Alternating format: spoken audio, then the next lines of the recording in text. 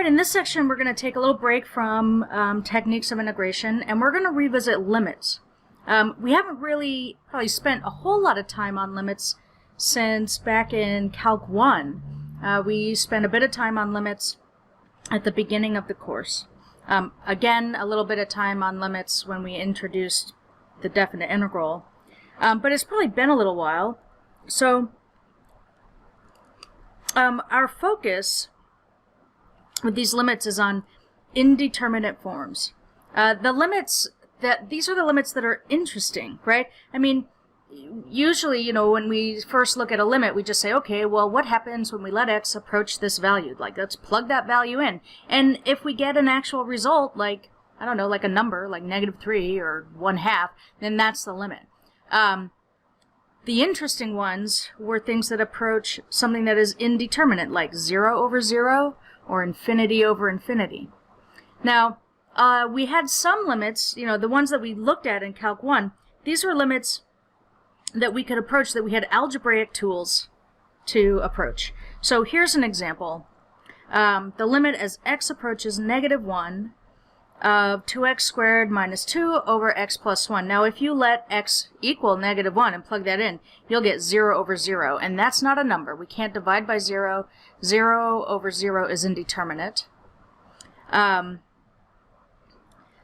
So our approach here was to do some factoring, right? And see if we can't get the x plus 1 in the denominator to cancel out.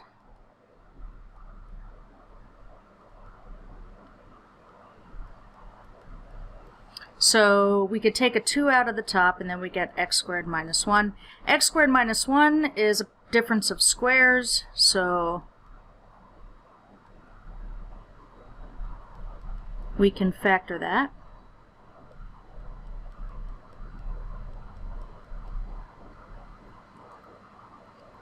And we see we can cancel the x plus 1. So this is equal to the limit as x approaches -1 of 2 times x minus 1. Now it's no longer a problem to let x equal -1. If we do that, we get 2 times -2 or -4. So that's our result. Notice here that I had to carry the lim through every step, right? That's really important. We carry the lim through at each step up until we actually let x equal -1, right here. Now the other type of limit that we encountered back in Calc 1 was this type where we had infinity over infinity. Here's a limit where x is approaching infinity. So we're letting x grow without bound. And if we do that, the top blows up, goes to infinity, so does the bottom. Infinity over infinity, that's not 1, right? That's not, infinity is not a number, so we can't do arithmetic on it. But our approach to these problems, to these limits, was let's multiply the top and the bottom by 1 over the highest power of x that appears in the denominator, so that's x squared. So top and bottom, we multiply both by 1 over x squared. Now we're going to distribute the 1 over x squared through the top and the bottom of that fraction, carrying the lim through each step. If we distribute the 1 over x squared, then up top we have 3 minus 1 over x squared, and on the bottom we have 2 plus 1 over x squared. Now these fractions here, the 1 over x squared, and in fact any fraction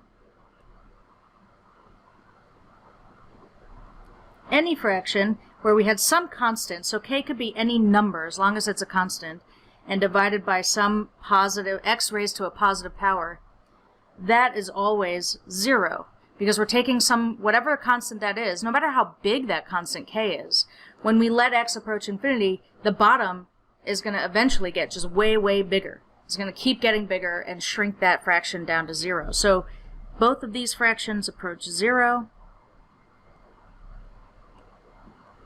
And so that means overall, now I'm letting x approach infinity. I'm letting x grow without bound. I no longer need to write lim.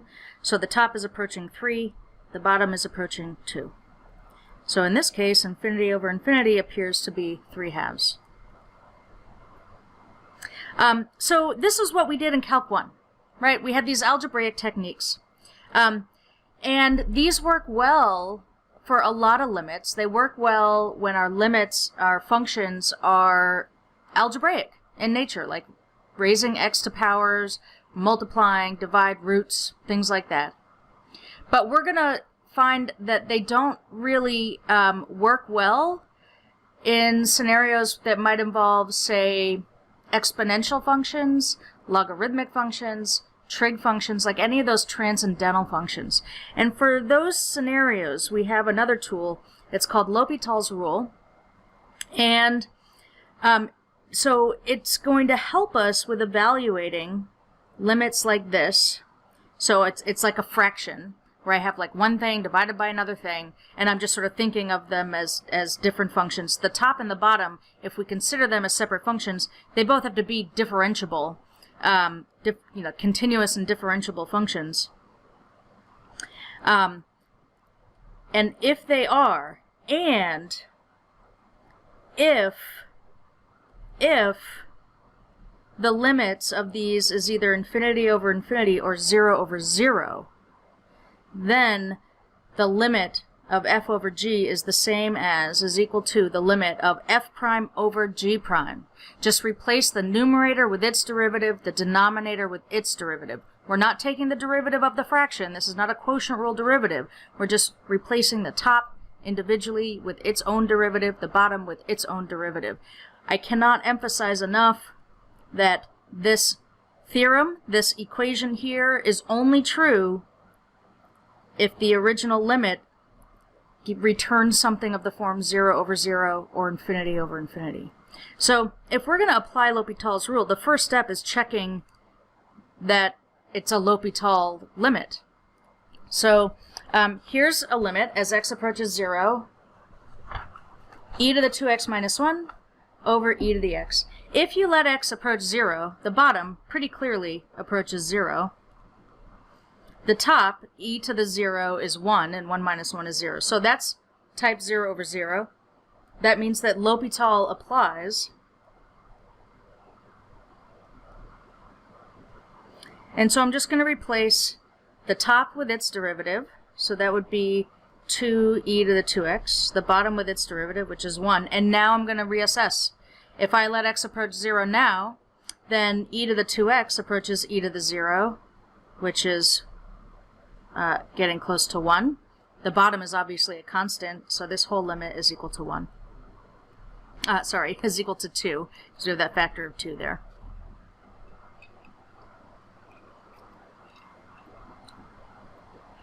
Let's look at another one here in part B. We're looking at the limit as x approaches infinity of ln x over x.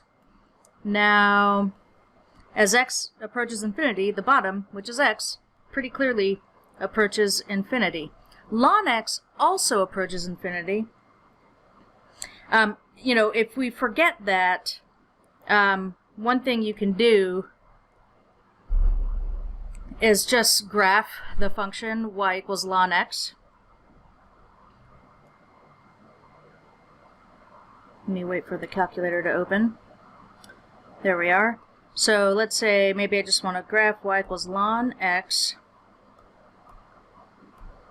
And I'm going to just look at it, I guess, on the standard window.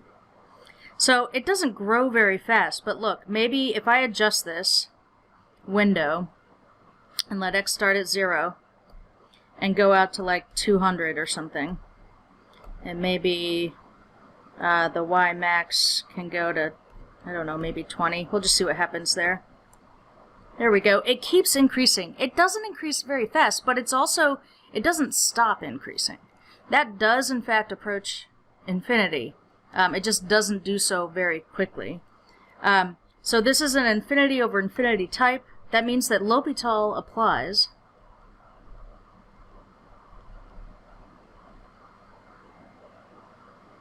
So the bottom, the derivative of x is 1. The derivative of ln x is 1 over x. So this is just the limit as x approaches infinity of 1 over x. And as x gets huge, this approaches 0. This might not be a particularly surprising result, all right, given that what we just observed about ln x. We know that it approaches infinity, but it does so pretty slowly. And in fact, if we compare the graph of ln x with just the graph of y equals x, that's what was on the bottom. I'm going to adjust the window at 200. Y equals x, certainly y would be 200. So let's look at that. Y equals x just keeps getting big in a linear fashion. Y equals ln x grows to infinity so slowly that at this scale it almost looks like it's 0, like it outpaces the growth. I might be able to change the window and kind of show it a little bit better. Maybe I'll just go from 0 to 20. Oops.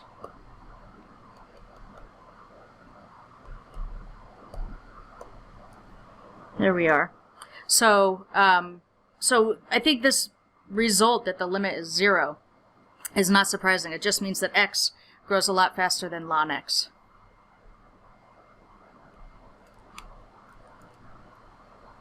All right, let's try another one. Here we're letting x approach negative infinity. Now as x approaches negative infinity,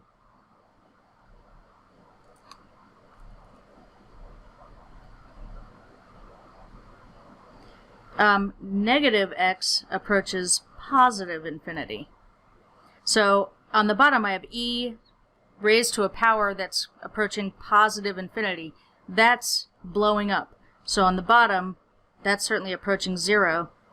As x approaches negative infinity, x squared is approaching, in fact, positive infinity because we're squaring it.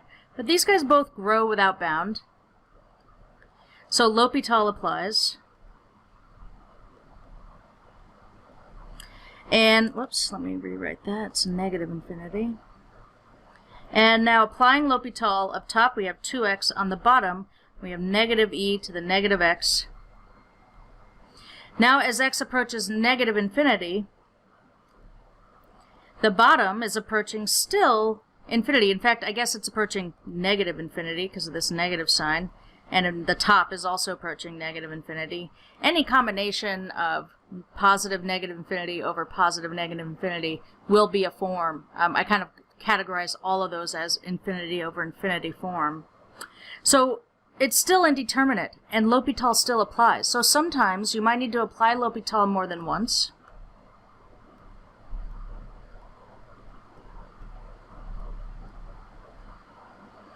On the bottom, if I take the derivative again, I return back to positive e to the negative x.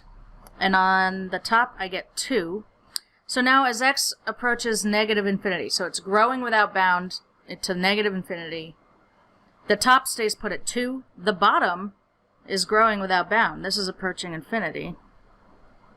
So I'm taking 2, I'm dividing it by things getting huge. That limit is 0.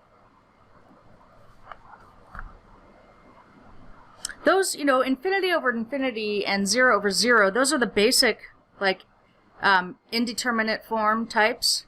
And those are the two types that L'Hopital applies to. Now, there are other indeterminate forms, but that we can't apply L'Hopital to directly. So other indeterminate forms are 0 times infinity, 1 raised to the infinity power, infinity to the 0, 0 to the 0 power, and infinity minus infinity. If we encounter an indeterminate form of that type, one of those types, usually we're going to use some techniques to rewrite it, often algebra, to rewrite it, to try to change it into a form for which L'Hopital does apply. So here's a good example. This is the limit as x approaches infinity of e to the negative x times the square root of x. Square root of x, as x gets huge, square root of x is getting huge. E to the negative x, that's the exponential decay. So as x gets huge, e to the negative x approaches 0. So this is a 0 times infinity form, which L'Hopital does not apply to directly. But I can rewrite this. Instead of multiplying by e to the negative x, I could rewrite that as dividing by e to the positive x. I'm going to rewrite this as x to the 1/2. But I still have like square root of x over e to the x. Now this is type infinity over infinity.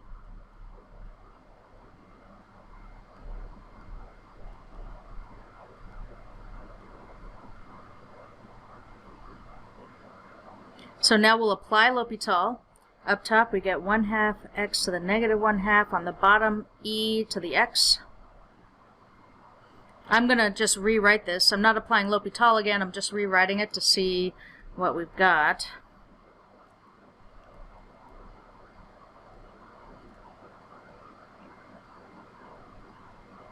That x to the minus 1/2, I'm going to throw that down as a square root in the bottom. And this 1/2 is really a factor of 2 in the bottom. So up top we got 1. On the bottom, 2 root x e to the x. And the top is staying put at 1. The bottom is growing to infinity. So this limit is equal to 0. Now, in this process, I just want to emphasize, right, we don't just jump right to L'Hopital, right? We have to check to see what form it's in. If L'Hopital doesn't apply, then we kind of have to figure out what we can do. So our first step here, right, that was algebra. Then we rewrote this using L'Hopital. Then we applied L'Hopital. At that point, then I rewrote it again using algebra just to make it easier to evaluate so I could understand it. And then we got our result.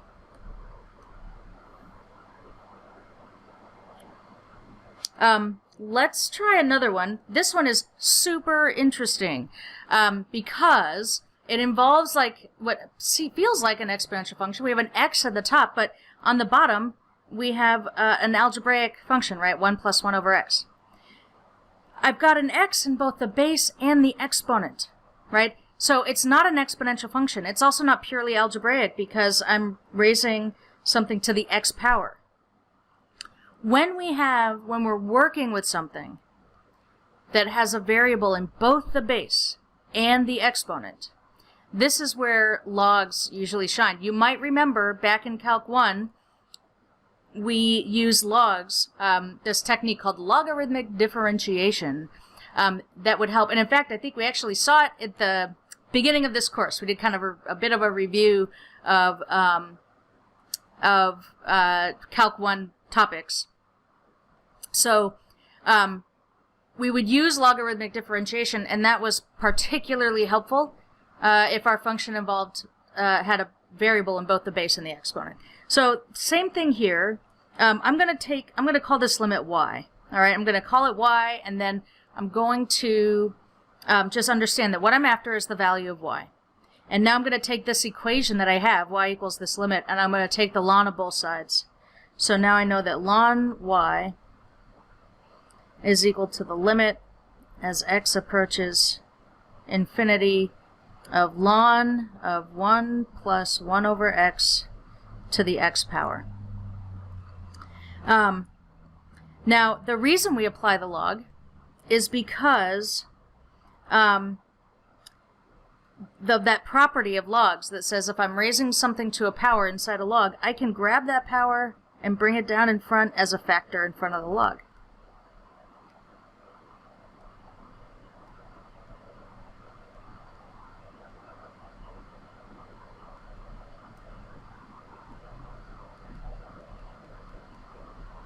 Okay, so now let's take a look at this limit. Let's try to see what's going on. As x approaches infinity, obviously this first factor is approaching infinity.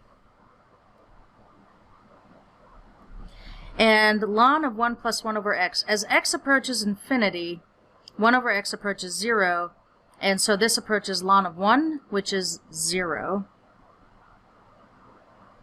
So now I've changed it from a 1 raised to the infinity power to a infinity times 0 power.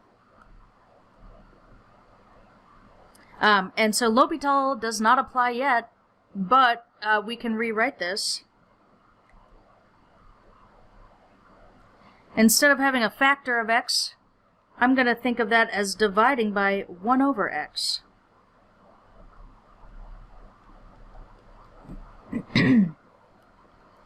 Now, if we let x approach infinity, if we let x approach infinity, the bottom definitely is approaching 0. Ln of 1 plus 1 over x we already said was approaching 0. So that's type 0 over 0. L'Hopital's rule applies.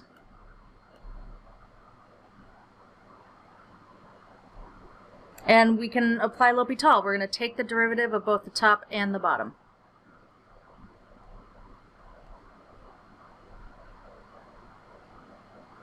Now if you take the derivative of 1 over x, think of 1 over x as x to the minus 1. You could apply the power rule there. The result that you're going to get is negative 1 over x squared. Up top we have ln of stuff, and so the derivative of ln of stuff is 1 over the stuff. And when we apply the chain rule, we're going to multiply by the derivative of 1 plus 1 over x, and that's the same as the derivative of 1 over x. We already found that.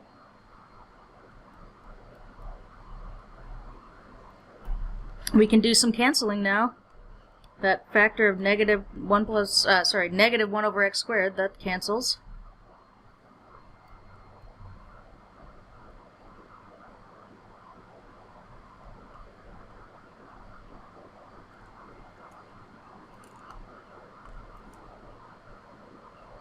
And so now this is the limit as x approaches infinity of 1 over 1 plus 1 over x. As x approaches infinity, this fraction approaches 0. So the whole thing approaches 1. Now, let's see what in fact is equal to 1. Let's follow this back. Follow our equations, our limits, right back to where we kind of started. The thing that is equal to 1 is ln of y.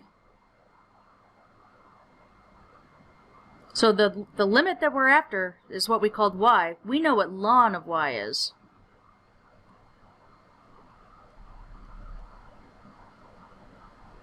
Ln y is equal to 1. And that means, just using the definition of the logarithm, y is equal to e to the first, or just e. And so y was our limit. That means that the limit we were after, the limit as x approaches infinity of 1 plus 1 over x, all raised to the x power, that is equal to e. In fact, this is one of the definitions of e, of the number e. There's different ways to define it. They all are equivalent.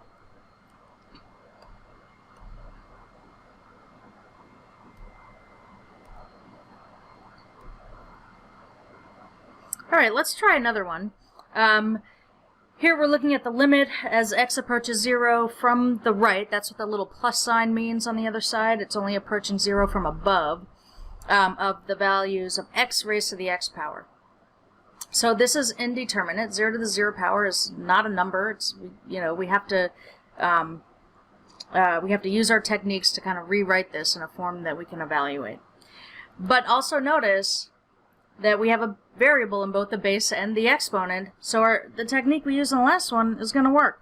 Or at least we hope it'll work, right? It's logs were made for this moment. So let's call this limit y, so we want to find the value of y. Let's take the ln of both sides.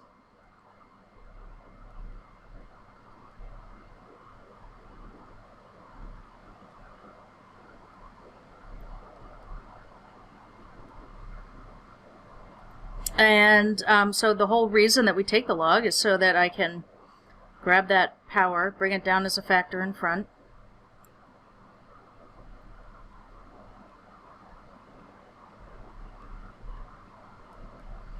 So now we got the limit as x approaches 0 from above of x times ln x.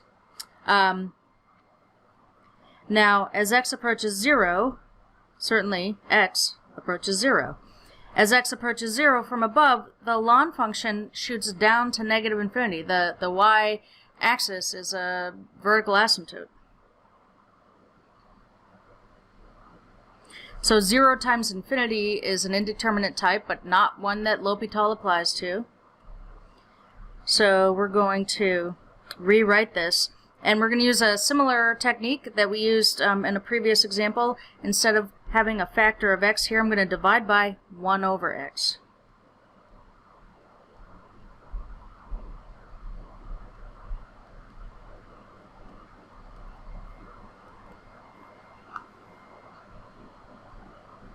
Now as x approaches 0, ln x approaches negative infinity. 1 over x approaches infinity, positive infinity. But this is the basic infinity over infinity type,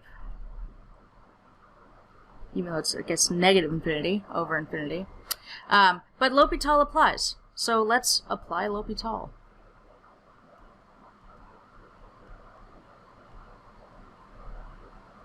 The derivative of 1 over x, we already found that earlier, negative 1 over x squared. The derivative of ln x is 1 over x.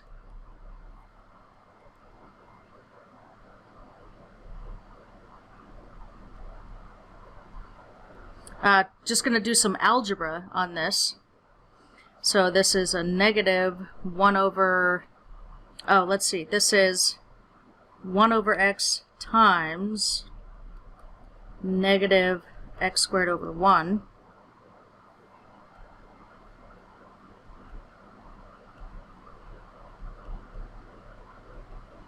So this is a negative, let's see, do some canceling. This is negative x. So look, as x approaches 0 from above, negative x approaches 0.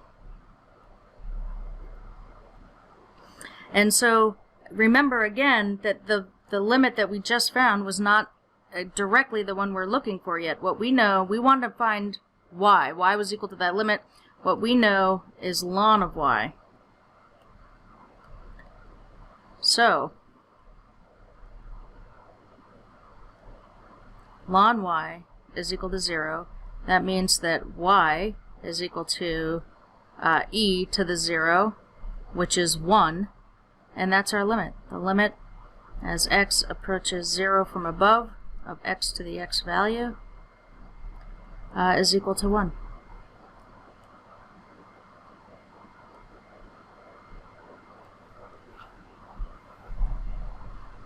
Let's try another one. This form is infinity minus infinity. We're going to start with some algebra. You know, we're subtracting fractions here, so I'm just going to get a common denominator and write it as a single fraction and see, you know, maybe L'Hopital will apply to that. So here we're letting x approach 1 from above.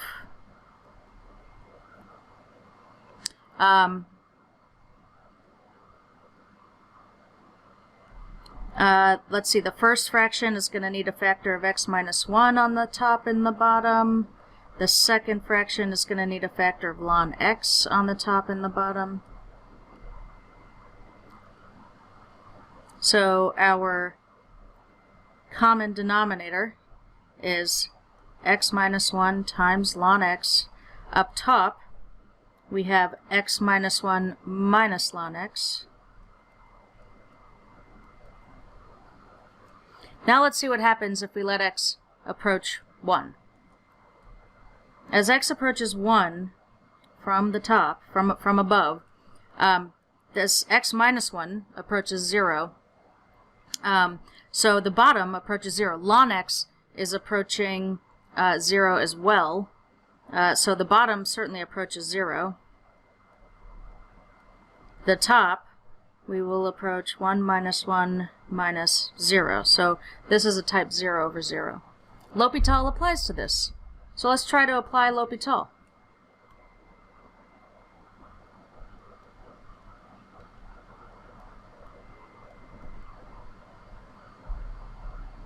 Up top, the derivative is not so bad.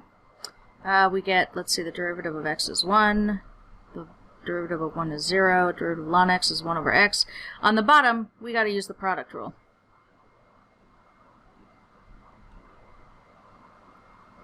So my f function is x minus 1, which means f prime is 1. The g function is ln x, so g prime is 1 over x.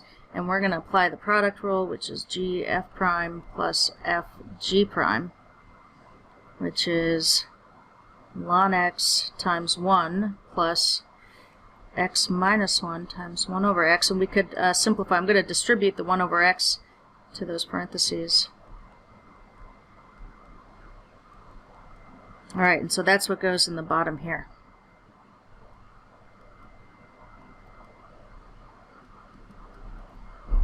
Now let's see what happens when we let x approach 1. The top is going to approach 0, right? 1 over 1 is 1, so the whole numerator approaches 0.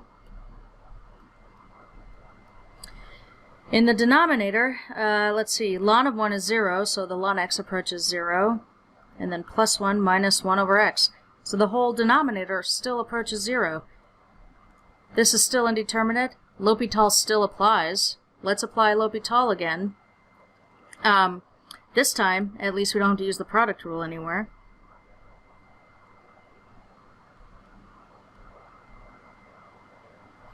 Up top, this derivative will be a positive 1 over x squared. On the bottom, our derivatives are 1 over x, 0, and plus 1 over x squared. So now let's let x approach 1 again. Let's see what happens. 1 over x squared is approaching 1. 1 over x is approaching 1. 1 over x squared is approaching 1. I think we finally have a result. This is 1/2.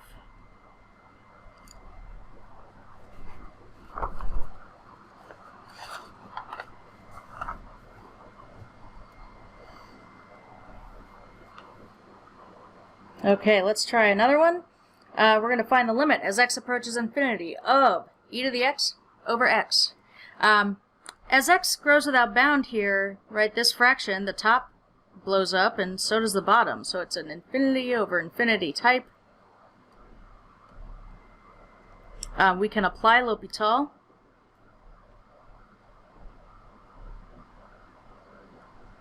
The derivative of e to the x is, of course, e to the x. The derivative of x is 1. Now, if we let x approach infinity, e to the x still blows up, but the bottom stays put at 1.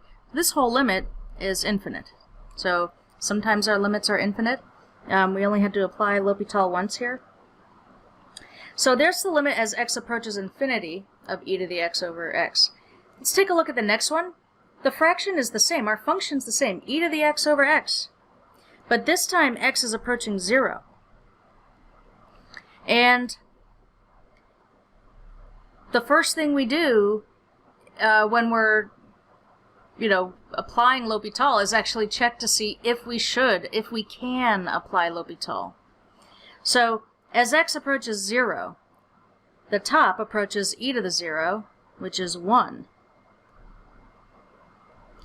The bottom approaches 0. So I have this fraction where I have something that's starting to stay put at 1, kind of just approaching that value. And I'm dividing it by things that are getting tiny, tiny, tiny, tiny. And when that happens, the whole fraction blows up. So this is, we know how to evaluate this, right? This is not a L'Hopital problem. Okay, this is why you always check first. 1 over 0 is not an indeterminate form. If you have a constant, something that's approaching a constant over something that's approaching 0, that blows up. And by the way, maybe we're not so surprised that e to the x over x approaches infinity as x approaches 0. Fractions, as the denominator gets tiny, that overall has the effect of blowing up the numerator. The numerator is just sort of approaching a steady value of 1. Now, if we had used L'Hopital,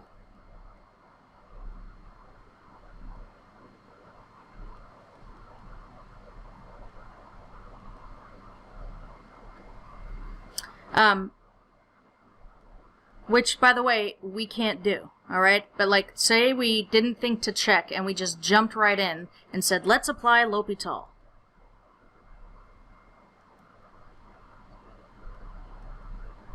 Then, as x approaches 0, the bottom is obviously staying put at 1.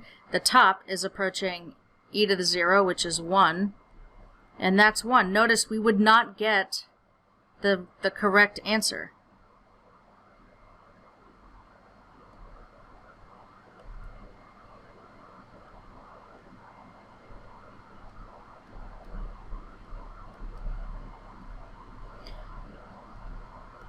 So our takeaway from this example should be that it is absolutely crucial that we check that L'Hopital will actually apply before we try to apply L'Hopital.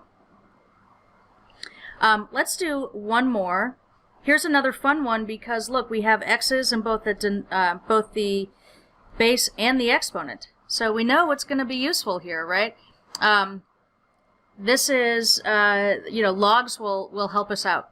And the first thing we do with any limit is we just say, okay, well, in this case, let's let x blow up and see what happens.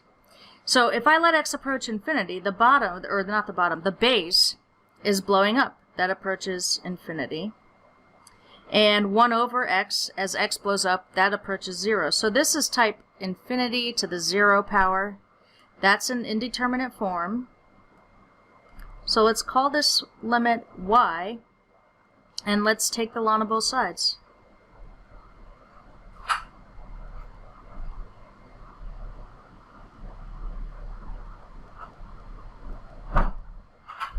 Right, the whole point in applying the log function to both sides is to use that property that says I can pull that power down as a factor in front. So now we've got the limit as x approaches infinity, 1 over x ln of 1 plus x. Now let's let x approach infinity again. 1 over x is getting close to 0. Ln of 1 plus x is approaching infinity. Not approaching infinity very fast, but still, as the argument inside ln blows up, ln blows up. It just does so slowly. So this is a 0 times infinity type. I'm going to rewrite it using some algebra. And instead of multiplying by 1 over x, I'm going to write it as dividing by x. And now this is type infinity over infinity. L'Hopital applies. So now let's apply L'Hopital.